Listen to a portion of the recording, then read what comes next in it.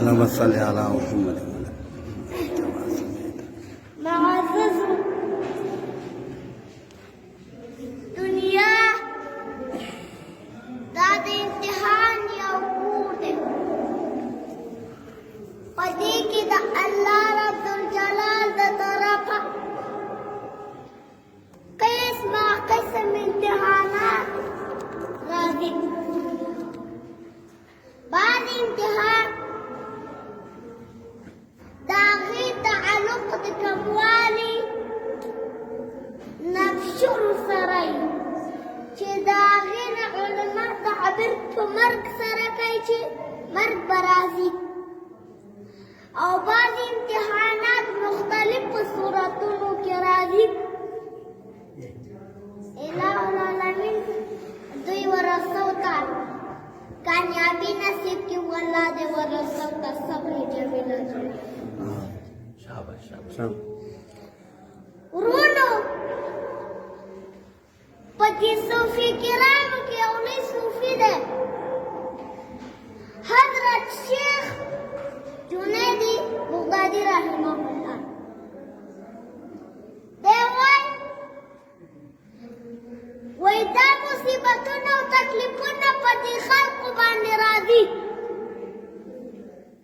خو دا خلک درې قسمه دي یو قسم فاسقان و فاجران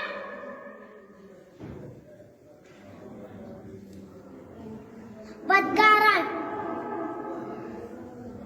او دریم قسم د الله دوستان اولیاء الله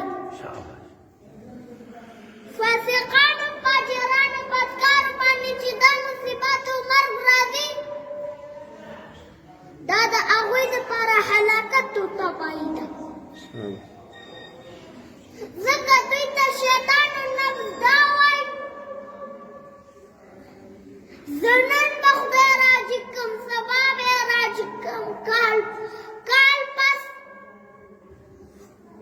الله دې نه یو ناراض یو مرګ راشي دې تباه او برباد شي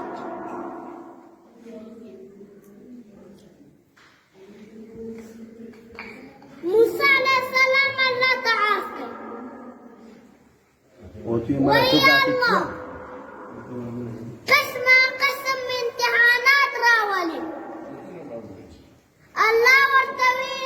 زما پیغمبره زما په کارونو باندې څوک پوهېږي نه په دې زه پوهېږم موسی علیه السلام عرض کوي وایي الله ستا په دې کارونو باندې ولې خلک نه پوهېږي یوه ورځ به یې درته وښیم